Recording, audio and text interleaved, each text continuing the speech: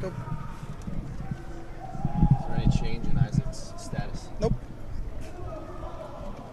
In terms of practice for the past week, how would you assess how things went? You call it an improvement week. Yeah, we got better. We're out here Tuesday and Thursday, and got a lot of guys involved, a lot of fundamental work. Tuesday was myself and the GAs, and Thursday we had a few more guys back, staff-wise. But it was good work by everybody, understanding what they got to accomplish. Had a good week in the weight room with Jimmy Radcliffe.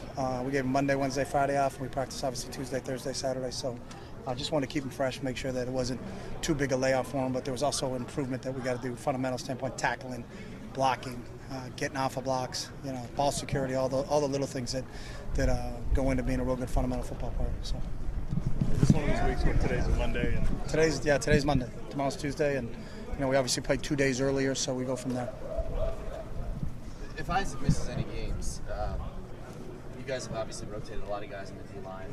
Eric's the guy who's played in all the games so far and figures to get more of a role.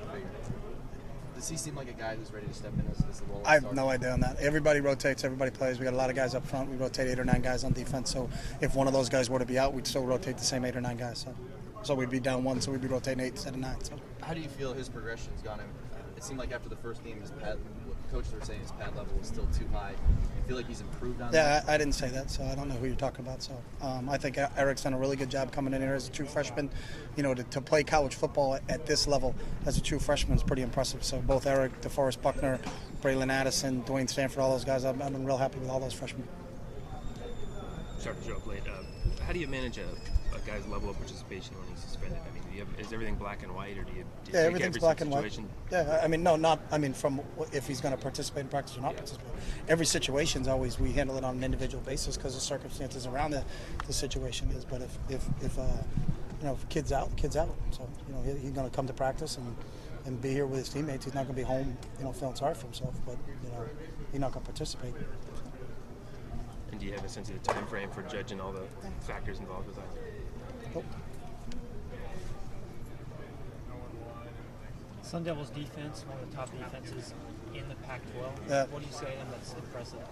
Very athletic. They got some guys starting with Sutton and Bradford up front that can really move, and then linebackers. McGee's all over the place, playing a lot of different spots. They bring a lot of blitzes from all different places. They blitz the secondary, they blitz the outside linebackers, they blitz the middle linebacker. They play a lot of man coverage behind it. So it's a good unit. It's a little bit different defensively than they've been in the past. It's a whole new coaching staff down there, so everything's different. Offensively, defensively, and special teams wise, everything's defense. Everything's different for them, but they're very good. They're very athletic. One of the leaders in sacks, is that from their blitzes? Is that where they get? Yeah, it's from everything. I mean, they can generate a pass rush with a 3-man rush. They got some great defensive linemen, starting with Sutton up front. So they don't. It's not that they're blitzing because they can't get there with 3 and can't get there with 4. They can get there with 3 and 4. It's just kind of their mentality. They're very aggressive defensive mindset. It seems like going into the thing. So.